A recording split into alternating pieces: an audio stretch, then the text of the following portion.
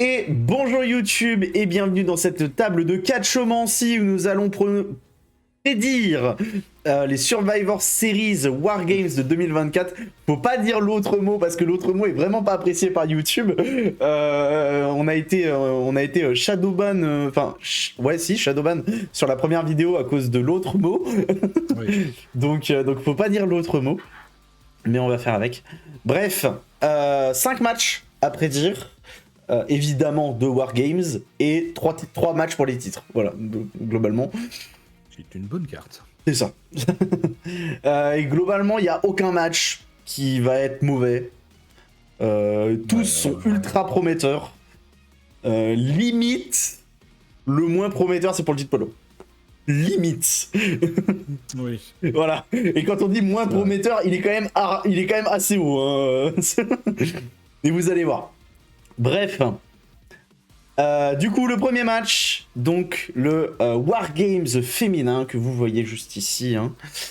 Liv Morgan, Nia Jax, Tiffany Stratton, Raquel Rodriguez et Candice LeRae contre Bianca Belair, Rhea Ripley, Bayley, Io Sky et Naomi. Voilà. C'est plein de monde. Oui. Et quasiment que du beau monde. Oui. Non, c'est pas qu'il y a des gens qui sont moins bien, c'est juste qu'il y en a pour qui l'écriture est moins bonne que d'autres, c'est tout. Que tu trouves, parce qu'en soi, Bayley et Naomi, moi ça me dérange pas. Mais... Oui, mais en comparaison de l'écriture réalive, oui. c'est pas que l'écriture est mauvaise, c'est qu'il y a une écriture qui est très très bonne de l'autre côté. Ce côté SmackDown, il souffre d'un roster féminin un peu plus faible. C'est juste ça. Hein, mais c'est... Et encore une fois, il va rien y avoir de mauvais dans les matchs. Oui, ils vont tous être excellents. Un peu plus faible en termes de babyface. Top babyface, actuellement, il n'y avait que Bayley et Naomi. Maintenant, Belair, vu qu'elle va retourner en solo, voilà. Donc, on n'est pas là pour parler de ça, on est pas là pour les Wargames. Et puis Ripley qui a fait son retour. Oui, mais ça, c'est côté Raw, du coup. Oui, c'est vrai, oui. Du coup, pour les Wargames, on va très certainement pronostiquer la même chose. Oui. Que ce soit pour l'envie ou pour le résultat. C'est ça, ça va être côté l'équipe Liv Morgan, quoi. Bah, l'équipe des champions, du coup. Voilà. Des champions solo, puisque de l'autre côté, il y a une championne par équipe qui va très certainement pas l'être pour longtemps. Tu remarqueras quand même, au passage, juste petit détail, c'est pas Rhea Ripley qui est mis en avant, c'est Bianca Belair, hein, du côté... Oui. Ils auraient pu carrément mettre Rhea Ripley à côté de Liv Morgan, parce que... Et puis tu noteras que Nia Jax, ils lui ont pas mis son titre. Oui. Je sais pas pourquoi. Elle l'a sur l'épaule, mais caché par Liv Morgan. On voit une partie du titre. Ah oui, effectivement, je l'avais pas vu. Mais ouais. Du coup, ouais, c'est intéressant parce que bon, on a vu la Raw qu'il y avait une bataille d'ego entre Belair et Rhea Ripley, et je pense que ça va jouer. Et puis il y a aussi un truc, c'est que du côté de Rhea Ripley, Bayley, Io Sky, Naomi et Belair, il y a que Belair qui a un titre par équipe avec Cargill qui est blessé. Du côté de Liv Morgan, Nia Jax, Stratton, Rodriguez et LeRae, la seule qui est pas titrée ou qui a pas une mallette, c'est Rodriguez, puisque LeRae a le titre Speed, Stratton a la mallette, Nia Jax a le titre WWE et Morgan a le titre poids lourd. Le titre Speed, c'est plutôt un titre honorifique qu'un vrai titre. Il n'est pas mis du tout en avant par le ressort principal. Donc, Bah oui, effectivement, mais techniquement, il reste là quand même, quoi. Oui. Donc voilà. Donc oui, ma prédiction, victoire, Liv Morgan et sa team. Après, à voir, est-ce que va y avoir le cash-in ou pas pendant Survivor Series? Non, ça m'étonnerait, ce sera trop le bordel. Il y a beaucoup trop de gens qui peuvent l'empêcher de cash-in. En fait, ce qui est dommage, c'est qu'il y avait une très grosse opportunité durant le dernier PLE, ils l'ont pas utilisé, quoi. Ouais, ça. Non, mais ils vont le garder pour le Rumble ou pour le WrestleMania directement. C'est sûr et certain. Mais ouais. Ils vont utiliser un gros show. Donc, prochain match, LA Knight Nakamura. Ouais. Alors attends, faut que je l'affiche. Nakamura. Donc le match pour le titre États-Unis. Voilà, rivalité assez récente et puis très intéressante. L'affiche inédite. Donc, qui va de toute façon pas se finir maintenant. C'est trop tôt. Non, mais... Quand même... Ouais. Je vois quand même une victoire. Attends, je suis en train de réfléchir. En fait, le truc, c'est que le titre change ou pas, la rivalité sera pas terminée de toute façon. Non, mais je vois Shinsuke Nakamura, enfin, il est revenu depuis 2 semaines, il est vendu très très fort. À part intervention extérieure ou victoire sale de LA Knight, je vois pas Nakamura perdre. En même temps, LA Knight, ses derniers combats, il les a pas perdus non plus, alors qu'il a eu des triple threats, genre de choses. Hein, donc, non, mais c'est. moi, Et puis, en fait, c'est compliqué parce que, comme on disait, du coup, de toute façon, la rivalité sera pas terminée. De toute façon, le match sera beau. Les deux sont vendus fort en ce moment. Donc. Ouais, petite préférence pour Nakamura quand même. Ah, tu sais quoi, pour donner le contre-pied, je vais voter pour LA Knight du coup. Parce que je saurais pas choisir entre les deux. Pour moi, Shinsuke va gagner le match, on va dire, final de la rivalité. Mais comme là, c'est que le début. Il a juste fait son retour, il est vendu très fort. C'est une victoire clean, ça va faire du mal au personnage de Nakamura.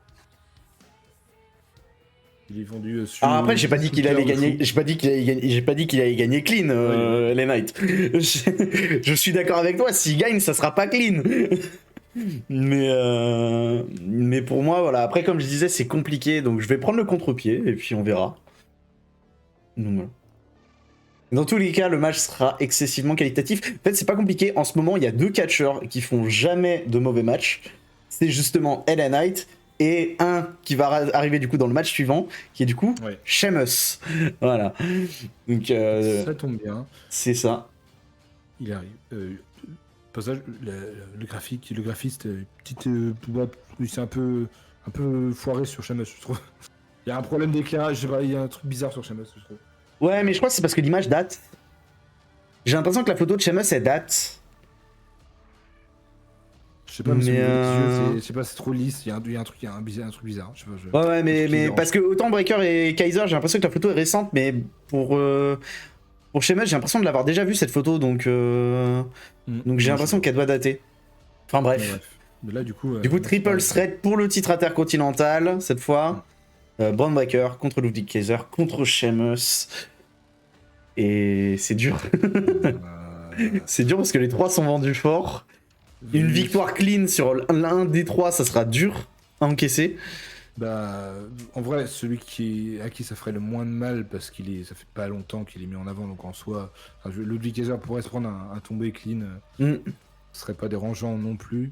Mais Breaker, Sheamus, pareil, si Sheamus prend un tombé clean, ça ferait une fin de rivalité. Ça lui ferait Sheamus, ça lui ferait très mal de prendre une vie. Ça ferait une fin de run pour le titre intercontinental, quoi. Mais moi, je vois quand même Breaker conservé. Avec un beau match, mais Breaker conservé. Alors moi, dans tous les cas, il y a un truc, c'est que je vois pas Sheamus gagner le titre. Déjà. Oui, non. Dans tous les cas, je vois pas Sheamus gagner le titre. Il va améliorer le match. C'est-à-dire que s'il n'était pas là, le match aurait été très bon. Là, il va être excellent. Mais ouais, non, je le vois pas gagner. Le truc, c'est que Kaiser est pas mis en avant depuis longtemps. Et est-ce que ce serait... Est-ce que les Wargames, c'est pas genre l'occasion de faire gagner les 2 titres à Imperium, en fait? Ouais, mais je sais pas. Il faut qu'ils vendent... Ouais, c'est trop tôt, je pense. Parce qu'il y a... Moi, je vois aussi, les Wargames, c'est le dernier match avant... Enfin, c'est le dernier PLE avant le Rumble. Donc c'est aussi potentiellement l'occasion de faire perdre le titre à Breaker pour essayer de l'envoyer plus haut. C'est une possibilité aussi. Mais... Donc, je vais pronostiquer Ludwig Kaiser. J'y crois pas des masses, on va pas se mentir. Je pense que statistiquement, il y a quand même plus de chances que ce soit Breaker qui gagne. Mais, allez, je vais dire Ludwig Kaiser parce que, 1, j'aimerais bien voir Breaker monter un peu plus haut. Et 2, je me dis, ça peut être l'occasion de voir l'Imperium repartir avec les 2 titres. T'as dit le mot interdit. De... Ah oui, merde. Ouais, vas-y, c'est pas grave. On va dire que c'est passé clean. Prochain match, Gunther contre Damien Priest pour le titre poids lourd. Non, ça c'est pas bon, c'est celui-là, voilà. Et évidemment. Du coup, est-ce que je viens de dire, vous connaissez ma prédiction pour ce match, du coup? Ça va aller dans le même sens, mais pas pour les mêmes raisons. Mais Damien Priest est vendu trop... Enfin là, faut faut qu'il y ait la redescente de Damien Priest. Il domine depuis trop longtemps, enfin depuis 2 semaines, Gunther. Ouais, et puis du coup, il y a un truc dont on a parlé dans le React Arrow juste avant, qu'on fait tous les mardis.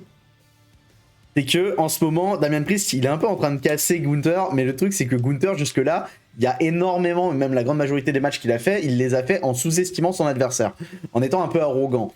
Le truc, c'est que là, ça va pas être le cas. Et ça va faire un moment que ça va être le premier match où il va pas un peu sous-estimer son adversaire. Ouais. Donc ça veut dire qu'on va avoir un Gunther qui va être à fond dès le début. Et je pense que Damien Priest, il va pas réussir à le gérer, ce truc-là. Ouais. Donc, oui, victoire de Gunther pour conserver le titre encore. C'est ça. Et enfin, le main event. Le main event, le match qui a vraiment, ça va être une dinguerie, ce match. Oui, putain. Ah, on en parlait déjà, mais celui qui a le moins sa place dans ce Wargame, c'est Bronson Reed. Mais Alors, ça va pas empêcher que le match va être beau quand même. Le catcheur en tout petit, tout à gauche, c'est Sami Zayn. Oui, là, juste là. Vraiment, vraiment, ils auraient pu au moins les recentrer un peu. Que vraiment, le pauvre. Et le gars dont on voit le mieux la dentition, c'est Tongaloa. Voilà. Et celui qui fait un gros sourire du côté qui montre bien. Bah non, techniquement, celui où on voit plus le dent, du coup, c'est Tangaloa. Il est en mode. Oui, mais c'est lui que je parlais. Ah bon, j'ai compris Jacob Fatou, mais non. Ah non, Tongaloa. Ah non. Tongaloa, lui, il est en mode. Ouais. Écoute, hein. Il fait une pub pour Colgate. Vraiment. Bref, passons à nos pronostics, du coup, à nos prédictions. Victoire de l'OG Bloodline. Tu remarqueras qu'ils ont mis. Ils ont mis le collier de la fleur à Solo et à Roman Reigns. Oui, c'est vrai. Ils ont mis les deux, écoute, comme ça. D'ailleurs, ils ont fait un truc un peu bizarre. Ils ont colorié sur Jey Uso. C'est bizarre. T'as l'impression qu'ils ont passé un coup de pinceau rouge par-dessus son t-shirt bleu pour synchroniser les couleurs. C'est possible. Mais ouais, côté Roman Reigns pour la victoire. Ouais. Le match est fou. Ouais. Vraiment. Avec du coup CM Punk qui a été rajouté dans le match par Paul Heyman. Une folie, je vous invite à Alors j'allais dire, je vous invite à aller voir le clip, mais le truc c'est que le clip a été tellement vu plus de 77 millions de fois visiblement. Voilà, donc je pense que le peu de personnes qui l'ont pas vu, c'est des gens qui sont juste pas intéressés par le catch. Techniquement, si tu parles en termes de chiffres, il y a toute la France qui l'a vu, techniquement. Oui. Si tu parles en termes de chiffres, il y a plus que la France qui l'a vu. C'est ça. En termes de population. Donc je pense que si t'es fan de catch, c'est compliqué de l'avoir loupé. C'est ça. Donc les Wargames, côté Roman Reigns, la victoire. Alors ceci dit, du coup, on peut essayer d'estimer un petit peu l'ordre des entrées par contre pour celui-là. Parce que pour les féminins, c'est plus dur. Du fait que c'est pas trop l'ordre d'importance, on va dire, que là il y en a un. La dernière fois que la Bloodline a été impliquée aux Wargames, du coup, c'était la Bloodline de Roman Reigns, mais il était le chef tribal, c'est lui qui décidait. Là, en l'occurrence, c'est pas trop lui qui va décider. Les Usos ont bien décidé, comme quoi ils étaient égaux maintenant. Bah, en vrai, je pense que c'est Paul Heyman qui va choisir l'ordre. Il y a des chances, en vrai. Je pense qu'ils vont laisser choisir l'ordre à Paul Heyman, parce que ce soit les Usos, Sami Zayn, Roman Reigns ou CM Punk, tous, ils respectent Paul Heyman. Et du côté de Solo, bah, c'est Solo qui va choisir. Donc, du côté de Solo, je vois bien. Peut-être pas Tangaloa directement, mais tu penses avec un gros nom quand même. De toute façon, on sait pas qui c'est qui aura l'avantage, donc en soi. Encore. Chez les femmes, on sait du coup. Ouais, non, bah après, moi, de ce que je pense, ça va être dans les deux qui vont commencer. Tu vois, c'est plus 2 par 2 que 1, mais. Je vois bien, vraiment, je vois quand même 2 gros noms dès le début. Ah, moi, je verrais bien. Mais moi, en vrai, du côté de Solo, moi, je vois bien Jacob direct. Hein. Ouais, Jacob direct, et puis un petit. Jay ou CM Punk directement. Jay, il se serait affronté. En vrai, moi j'aurais plus vu un Jimmy en mode vu qu'on va avoir le match Jacob Jay avec genre victoire de Jacob pour l'avantage, Jimmy qui va essayer de le venger. Peut-être, ouais. Tu vois, Jay qui le rejoint, un truc comme ça peut être intéressant. Et puis les dernières rentrées, par contre, ce sera Solo, Solo et Roman. Évidemment. Quoique, en vrai, hein, ça pourrait être intéressant de faire rentrer CM Punk en dernier, du coup. Hein. Bah oui, de toute façon, il y aura bataille d'ego ici aussi, entre CM Punk et Roman Reigns. C'est sûr et certain. Parce que si tu fais rentrer CM Punk en dernier, Roman Reigns, il va le prendre un peu à l'ego, donc... Oui, il y aura une bataille d'ego entre les deux, c'est obligé. Donc ça peut être intéressant de faire rentrer CM Punk en dernier. Du côté de Solo, il n'y a pas trop de débat. Lord, ça va être genre Jacob, Tama, Tonga, peut-être Bronson, et puis Solo en dernier. Oui, voilà, ça me paraît correct. Mais du côté de Logi, c'est plus compliqué. Je pense que Sami sera à peu près au milieu, dans tous les cas. Ça sera certainement genre les Usos, Sami, et après bataille d'ego pour savoir lequel rentre. C'est ça. Et donc voilà. Concrètement, et puis bon, peut-être qu'il y aura un The Rock qui passera une tête à la fin du match en mode comme il a fait il y a Bad Blood, je crois, où il a fait genre coucou et puis après il est reparti quoi. Peut-être et puis il y a le Rumble qui arrive. Un Rollins qui viendra peut-être après le match attaquer CM Punk. Vis-à-vis de la présence de CM Punk et de Bronson Reed. Oh bah oui, putain, un triple menace entre les trois là. C'est ça. Je veux. Et puis ouais, The Rock, ouais, et puis je pense que c'est tout parce que en vrai ça fait déjà pas mal. Ça fait déjà pas mal. Quel gros retour et grosse arrivée, ce sera Rumble évidemment. Et on en a encore un hein, du côté, mais d'ailleurs il y en a un du coup du côté de la Bloodline qu'on ne comprend pas qu'il soit pas encore arrivé du coup. Bah oui, c'est Hikuleo. Parce que c'était bien le moment de le faire arriver le Hikuleo là pour compléter les 5 plutôt que Bronson Reed en fait. Et du coup, je sais pas ce qu'ils en font, je sais pas si genre s'ils se sont rétractés, s'ils comptent le faire commencer à NXT ou quoi que ce soit, mais... Oui, ça, il y a des rumeurs qui se contredisaient comme quoi il avait signé à NXT, comme quoi non, comme quoi, donc on verra. Parce que ouais, du coup ça en devient bizarre, en vrai c'était le moment pour le faire rentrer, donc... Bah là, oui, clairement. Donc non, s'ils le font pas rentrer là, ça doit être pour de bonnes raisons. Oui, voilà, je pense qu'en interne ils ont une idée particulière, ou alors il y a des problèmes, ça m'étonnerait. Oui. Ah, après, peut-être que lui, il avait pas pour volonté de s'incorporer là-dedans aussi. Hein. Bah, simplement. Ouais. Hein. En général, les catcheurs, ils suivent ce qu'on leur dit. Ils sont pas en mode non, je veux pas. Surtout s'ils viennent d'arriver. Oui. Après, oui. Bon, bref. Sur ce, j'espère que vous aurez aimé du coup cette petite vidéo. Si c'est le cas, n'hésitez pas à liker, partager, vous abonner comme d'habitude.